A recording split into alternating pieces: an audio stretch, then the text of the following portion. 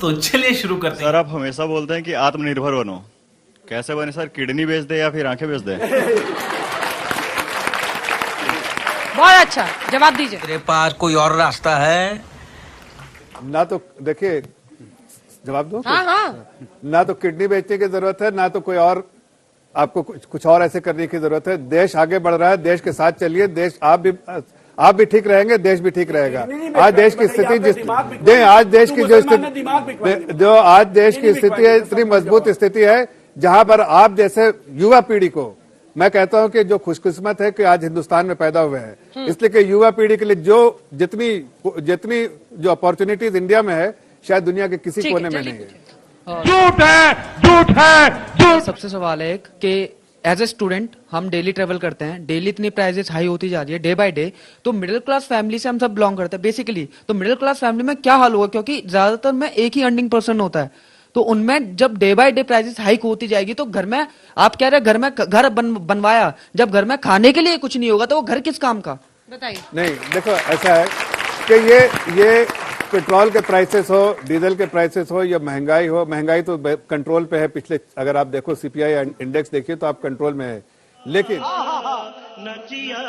मैं कह रहा हूँ कि जाहिर देखिए सीपीआई इंडेक्स महंगाई कंट्रोल पे है।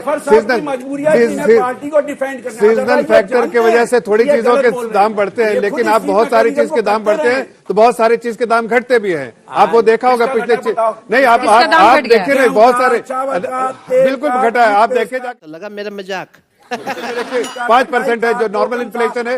इस वक्त थोड़ा बहुत इन्फ्लेशन बढ़ा है, मानता हूं मैं इस बात को कि ट्रांसपोर्ट की वजह से 15% जो इन्फ्लेशन बढ़ा उसका तो कुछ नहीं मान रहे, महंगाई शो ही बंद कर देते हैं। महंगाई नहीं है देश में, क्या नहीं, लेकिन आपको ये भी समझना पड़ेगा कि किस दौर से हम गुजर रहे हैं। क्या बाकी दुनिया में ऐसा नहीं है कि पेट्रोल डीजल के दाम बढ़े हैं? वहां पर ऐसा नहीं है कि वहां अंतर्राष्ट्रीय कारणों से हम यहाँ पर अगर ऑयल प्रोड्यूसिंग कंट्री नहीं है, हमें बाहर से इंपोर्ट करना है, लेकिन हमारी स्थिति भी ऐसी होनी चाहिए कि इंपोर्ट देखिए बगल में आप बार बार ये देते हैं कांग्रेस वाले कि पाकिस्तान का हवाला दो, पाकिस्तान भूलते ही नहीं है। पाकिस्तान और श्रीलंका की हालत देखिए, आज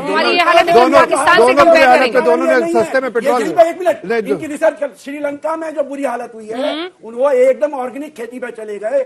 अरे किसी खेती वहाँ पेट्रोल सस्ता बेच रहे हैं, वहाँ पेट्रोल के दाम पे करने के लिए नहीं है उनको बैलेंस ऑफ पेमेंट। आज वहाँ पर देखिए हमारे पास तो कम से कम import cover 13 times import cover है। आज देश की युवा पीढ़ी जानती है। मौजूदा वित्तीय वर्ष का सिर्फ एक सप्ताह गया और आज रिजर्व बैंक ऑफ इंडिया ने अपनी क्रेडिट पॉलिसी रिलीज की। क्या बोला उसने, आपको पता है साथियों? बोला कि जो हमारा ग्रोथ फोरकास्ट था 7.8%, वो अब नहीं अचीव हो सकता, वो 7.2। 8 दिन में ही 7.2 में आ गए। अभी तो 8 दिन हुए हैं। और जो इन्फ्लेशन के फोरकास्ट थे वो 4.5% से बढ़ा के कर दिए 5.7%। और जो अनएम्प्लॉयमेंट रेट जो फरवरी में 6.8% थी, वो आज 8% है, आज जब हम ये शो कर रहे हैं। तो बेरोजगारी अपनी बढ़ती जा रही है, विकास दर नीचे आ रही है, महंगाई बढ़ती जा रही है। वो बच्चे ने आपसे सवाल पूछा, बताइए ना। और मेरा छोटा भाई भी आपसे वही सवाल पूछ रहा है कि शाबाश बेटा, नौकरी नहीं मिल रही। जफर साहब, आंखें बेचे, कलेजा बेचे, क्या बेचे? नौकरी नहीं मिल रही। एमबीए करने के बाद उस बच्चे को नहीं मिल रही। उसको कहाँ भेजू? उसको मैं कहाँ भेजू जहाँ उसको नौकरी मिल जाए? उस बच्चे को कहाँ भेजू? बच्चे को तो नौकरी खड़े हुई है, खड़े हुई है। आपके बीजेपी हेडक्वार्टर भेज दूं, नौकरी मिलेगी। उसको मैं बीजेपी हेडक्वार्टर भेज दूं, आप उसको नौकरी दिलाओगे? वो एमबीए किया हुआ है, सारे बच्चे को नौकरी मिलेगी। हेडक्वार्टर भेज दूं उसको मैं, सारे बच्चों को नौकरी मिलेगी। उसको मैं कहाँ भेजूं? मुझे उसका जवाब चाहिए।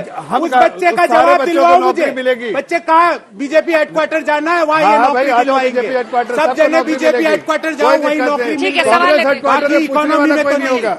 सर, मेरा क्वेश्चन है कि अभी रिसर्च में फाइंड हुआ है कि नाइजर ऑयल जो बहुत कम प्राइसेस में मिल रहा है, तो सरकार क्या स्टेप्स ले रही है कि वो प्रमोट हो इंस्टीड ऑफ कुकिंग ऑयल्स में? लाइक रिफाइंड ऑयल है, मस्टर्ड ऑयल है, उससे बहुत कम प्राइसेस में। तो कौन सा ऑयल? सर, मेरा सवाल ये है कि अभी जो वर्ल्ड हैप्पीनेस इंडेक्स आई है उसमें भारत की रैंकिंग 141 पे चले गई है और पाकिस्तान की 131 है। तो मुझे लगता है तुम्हारे जीवन में हैप्पीनेस है मैम, वो अलग चीज है, बट ये देश के मुद्दे हैं। लगता है कि नहीं तुम्हें? है मैम, है।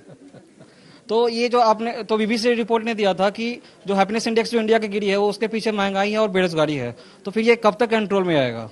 सुना भाई, ऐसा है कि महंगाई इसका जवाब बड़ा इंटरेस्टिंग होगा, सुनिए सब ध्यान से। अंजना जी, महंगाई का नारा